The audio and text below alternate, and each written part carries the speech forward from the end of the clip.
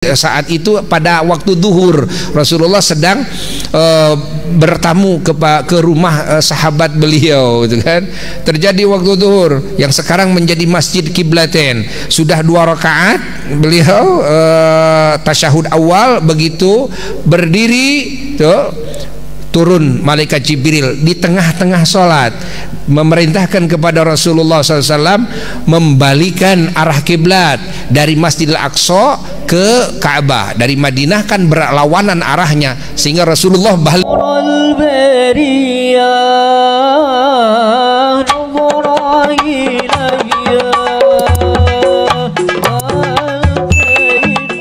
Ini keistimewaan malam nisfu Sya'ban. Apalagi malam nisfu Sya'ban adalah disebut Lailatus Sholati 'alan Nabi sallallahu alaihi wasallam, Lailatus Sholati wassalam 'alan Nabi sallallahu alaihi wasallam, malam salawat salam kepada Nabi. Yakni malam nisfu Sya'ban adalah malam diturunkannya ayat innallaha wa malaikatahu yusholluna 'alan nabi ya ayyuhalladzina amanu shallu 'alaihi wa sallimu taslima, yakni anugerah dari Allah jalla jalaluhu wahdah, ketika Allah menyatakan kepada nabi kita bahwa Allah bersolawat kepadanya, bahwa semua malaikat bersolawat kepadanya, bahwa semua yang beriman diperintahkan oleh Allah untuk bersolawat dan salam kepada baginda Nabi besar Muhammad SAW dengan sebetul-betulnya salawat, dengan sebetul-betulnya salam, sehingga memakai taukid, masya Allah, masdar taukid, wasallimu taslima, ay sallu solatan wasallimu tasliman, salawatlah kepada Nabi dengan salawat yang sebetul-betulnya, salamlah kepada Nabi dengan salam yang sebetul-betulnya. Itu diturunkan ayat di nisfu Sya'ban, nisfu Sya'ban, masya Allah, di pertengahan bulan Sya'ban. Dan di pertengahan bulan Sya'ban ada sejarah apa? Dikembalikannya lagi kiblat dari tadinya ke Masjidil Aqsa selama 17 bulan lebih 3 hari, lalu dikembalikan lagi di nisfu Sya'ban. Setelah Rasulullah Shallallahu Alaihi Wasallam di dalam hatinya menginginkan Ka'bah menjadi kiblat bagi beliau dan bagi umat beliau, terutama setelah ada ocehan-ocehan dari kaum Yahudi, hinaan dari kaum Yahudi. Ini Muhammad sudah ikut-ikutan kepada kita, dia dalam agamanya kiblatnya sama dengan kita katanya, jadi niru-niru kita, kata kaum Yahudi. Rasulullah SAW beliau sering melihat ke langit di jendelanya di rumah beliau, sering melihat ke langit dan menunggu barangkali Allah Ta'ala menurunkan ayat, menurunkan wahyu untuk mengalihkan arah kiblat dari Masjidil Aqsa ke Ka'bah Baitullah, seperti apa yang diinginkan oleh Rasulullah Sallallahu Alaihi Wasallam. Allah. Lalu di nisfu Sya'ban, setelah itu berlanjut 17 bulan lebih 3 hari, kan? 17 bulan lebih 3 hari. Kenapa lebih 3 hari? Karena Rasulullah SAW waktu hijrah ke Madinah itu adalah pada hari Senin. Beliau hijrah ke Madinah itu pada tanggal 12 Rabiul Awal, 12 Rabiul Awal. Sementara dikembalikannya kiblat itu ke Ka'bah, dibelokkan ke Ka'bah adalah pada tanggal 15 Sya'ban. Tanggal berarti lebih 3 hari kan, dari Rabiul Awal, yakni Mulud, Rabiul Awal, tuh Rabiul Akhir, Jumadil Awal, Jumadil Akhir, Rajab, Sya'ban, Saum, Ramadan, Syawal, Dzulqa'dah, Dzulhijjah, lalu Muharram, Safar, lalu Rabiul Awal, Rabiul Akhir,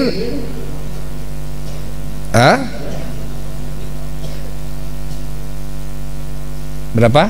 Ulangi. Jumadil Awal, Jumadil Akhir, Jumadil Awal, Jumadil Akhir, Sya'ban. Berapa bulan? 17 bulan. 17 bulan, gitu kan? 17 bulan. Waktu datang ke Madinah tanggal 12, kan? terjadi penggeseran arah kiblat tanggal 15 Sya'ban. Jadi 17 bulan lebih 3 hari, gitu kan? Dibalikan di arah kiblat itu ke mana? Ka'bah, seperti yang diinginkan oleh Rasulullah sallallahu alaihi wasallam, sesuai dengan janji Allah, wala saufa yu'tika rabbuka fatarda. Masya Allah, Rasulullah terjadi saat itu pada waktu duhur. Rasulullah sedang bertamu ke rumah sahabat beliau, gitu kan. Terjadi waktu duhur yang sekarang menjadi Masjid Kiblatain. Sudah 2 rakaat beliau tasyahud awal, begitu berdiri tuh turun malaikat Jibril di tengah-tengah sholat, memerintahkan kepada Rasulullah SAW membalikan arah kiblat dari Masjidil Aqsa ke Ka'bah. Dari Madinah kan berlawanan arahnya, sehingga Rasulullah balik. Begitu Rasulullah balik, sahabat semuanya sudah mengira, itu kan, meyakini bahwa ini arah kiblat dirubah, sehingga sahabat muter semuanya, itu kan. Dalam sholat ini, dalam sholat tidak membatalkan sholatnya, memutar jadi ke belakang, kan jadi berhadapan dengan Nabi, kan. Tadinya Rasulullah begini, itu kan, sahabat ini di sini. Lalu ketika Rasulullah balik ke sini, otomatis sahabat jadi muter semuanya, itu kan. 2 rakaat ke Masjidil Aqsa, 2 rakaat ke Ka'bah tuh.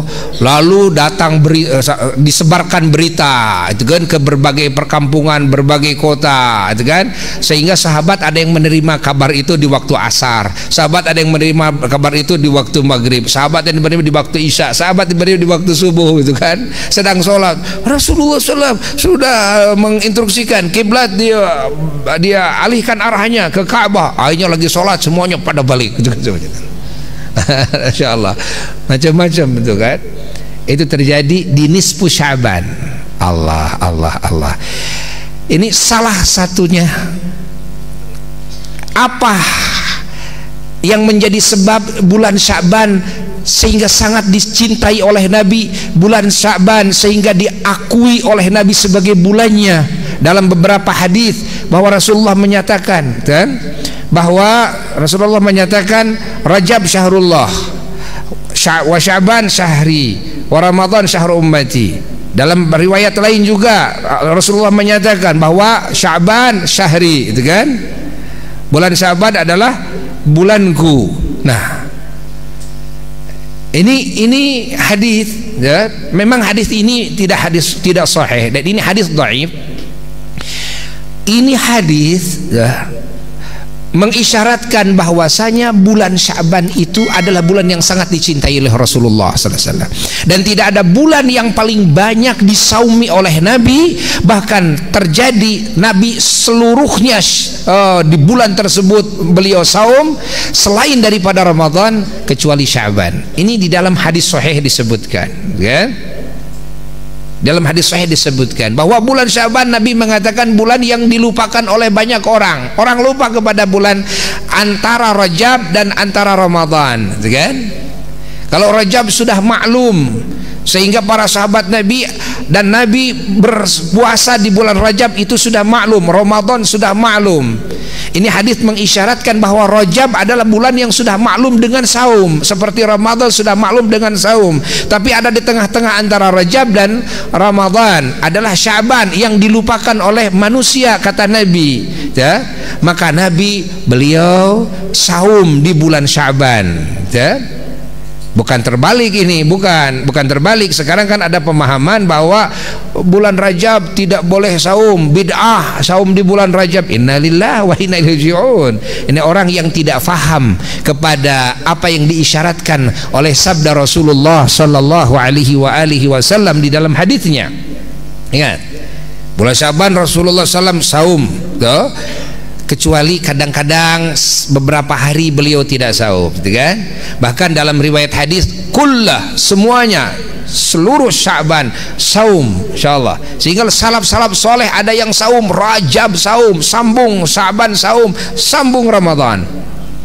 Allah, Ini kebiasaan salaf-salaf soleh kita. Kalau kita dengar cerita salaf-salaf soleh dimanapun di muka bumi ini, pasti akan mendengar sama, bahwa salaf-salaf soleh ahli saum di bulan Rajab, di bulan Syaban sampai Ramadan. Kan?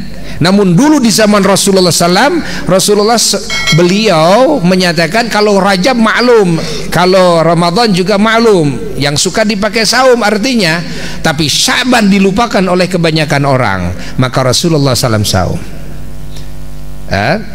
Lalu Rasulullah SAW juga dalam sebagai riwayatnya beliau mensunnahkan, di dalam fikih dijelaskan disunnahkan saum pada tanggal 15 Syaban, besok sunnah saum, pas Kamis lagi, ya kan, sunnah saum. Dan bagi siapa saja yang ingin saum terusnya, karena tidak boleh saum setelahnya, maka saum dari mulai besok sambungkan, jangan diputus, sambungkan terus. Kecuali orang yang memang sudah terbiasa saum Senin Kemis tidak masalah, gitu kan, walaupun terputus-putus, gitu kan. Tapi kalau orang yang tidak biasa saum Senin Kemis, maka kalau ingin saum terus nanti setelah tanggal 15, saumlah dari tanggal 15, sambungkan terus. Apalagi orang yang punya hutang, gitu kan, jangan sampai dinanti-nantikan, masih ada waktu, ayo bayar. Tapi bagi yang punya hutang, walaupun tidak saum pada hari Kamisnya besok tanggal 15 Syaban, tetap wajib melaksanakan qadha. Bagi yang punya hutang qadha saum Ramadan, itu kan wajib melakukan qadha walaupun tidak saum pada tanggal 15-nya. Ya, tidak berlaku hadis larangan saum setelah tanggal 15 Syaban bagi orang-orang yang punya hutang, nggak berlaku, gitu kan. Kamu jangan jeblok hutang, gitu kan. Nah, paham? Allah. Ini keutamaan nisfu Syaban, ya. Ini keutamaan nisfu. Lalu bulan Syaban secara keseluruhan, nisfu Syaban secara khusus ada keistimewaan, adalah bulan diangkatnya amal soleh kepada Allah Jalla Jalaluhu wahdah. Sehingga Rasulullah SAW ketika ditanya beliau tentang kan saum dalam nisfu Syaban, tuh, beliau menjawab bahwa bulan nisfu Syaban, bulan Syaban adalah bulan turfa'u fihil a'mal, diangkat semua amal. Wa uhibbu an yurfa'a amali wa ana shaim, dan saya menginginkan ketika diangkat amal saya, gitu kan, kepada Allah dalam keadaan saya sedang saum. Saya ingin seperti itu. Nah, namun perlu diketahui bahwa diangkatnya amal kepada Allah itu tuh, ada diangkat secara tahunan, yaitu di bulan Syaban. Ada nanti kalian menemukan riwayat dalam hadis sahih diangkat secara dalam 7 hari 2 kali, yaitu di hari Senin dan hari Kamis.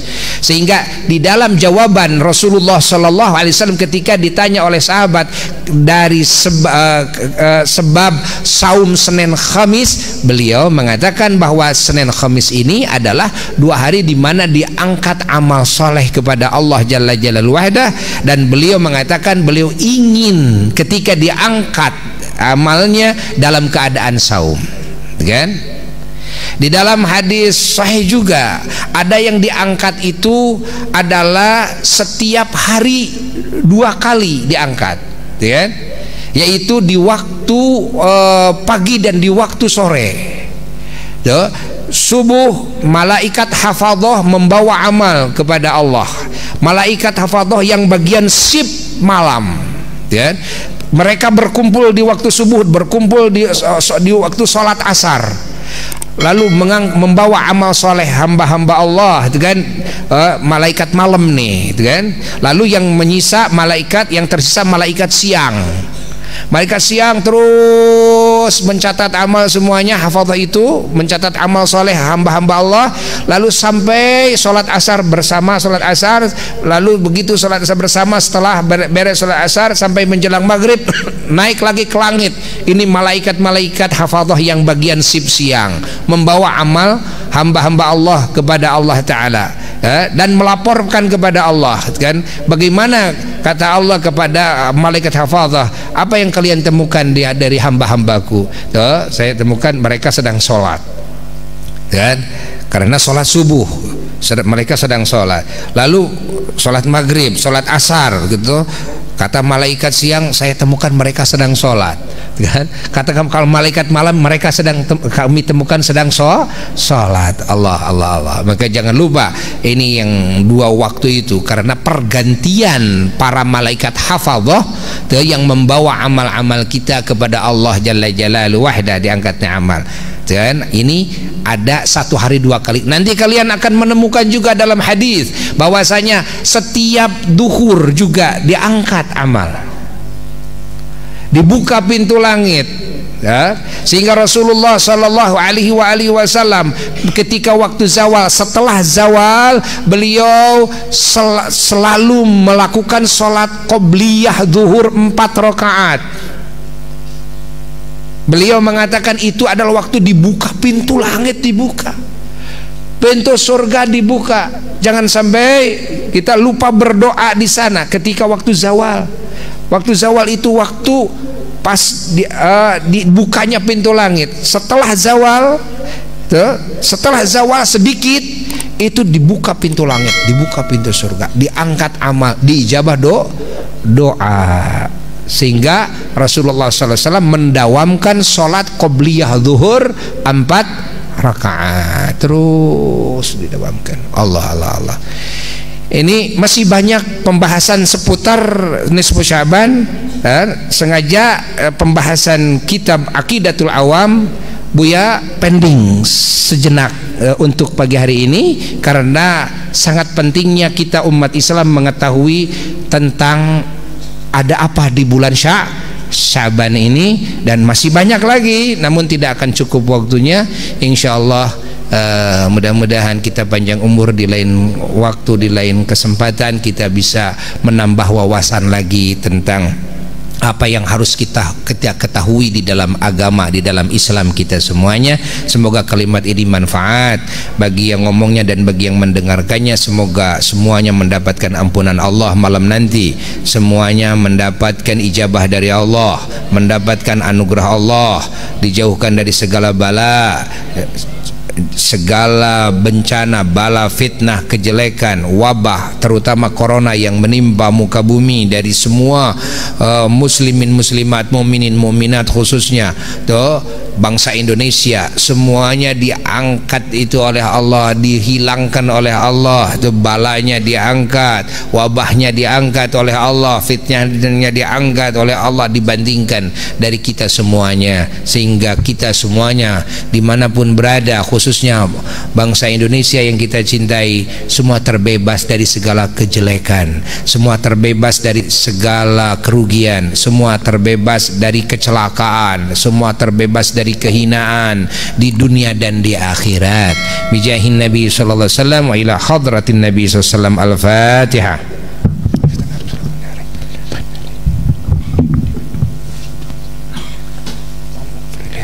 Assalamualaikum warahmatullahi wabarakatuh. Rabbana anfa'na bima 'allamtana, Rabbi 'allimna alladhi yanfa'una wa faqih ahlana wa qarabatin lana fi dinina ma'a ahlil qutri untha wa dhakar. Rabbi wafiqna wa ترتضي قولا وفعلا كرما وارزق الكل حلالا دائما وآخل أتقياء علماء نهضى بالخير ونكفى كل شر ربنا أصلح وأكر بالرضا منك العيون واقض عنا ربنا كل الديون قبل أن تدينا رسل المنون واغفر السر أنت أكرم من ستر وصلاة الله من إلى الحق دعانا والوفاء بكتاب فيه للناس شفاء وعلى الأهل الكرام الشرفاء وعلى صحب المصابيح الغرار أمريتك فانسب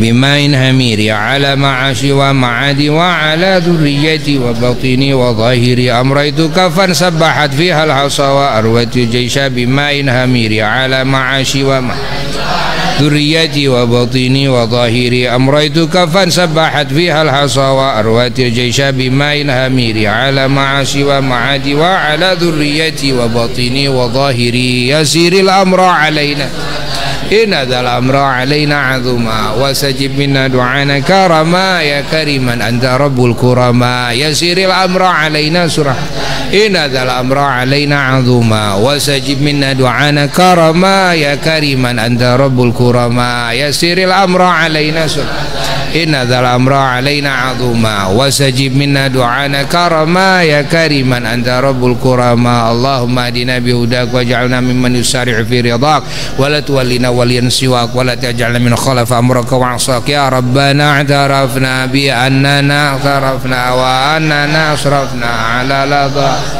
فتب علينا توبة تغسل لكل هوبة واستر لنا عوراتي وآمن الروعات واغفر لوالدينا ربي ومولودينا والأهل والإخوة وسائر الخلان وكل ذي محبة أو جيرة أو صحبة والمسلمين أجمع آمين يا رب اسمع فضلا وجودا من لا باكتساب بالمصطفى الرسول نهضى بكل سول صلى وسلم ربي عليه عد الحب وآله وصحبه عداد طش الصحب والحمد لله في البدء والتالي.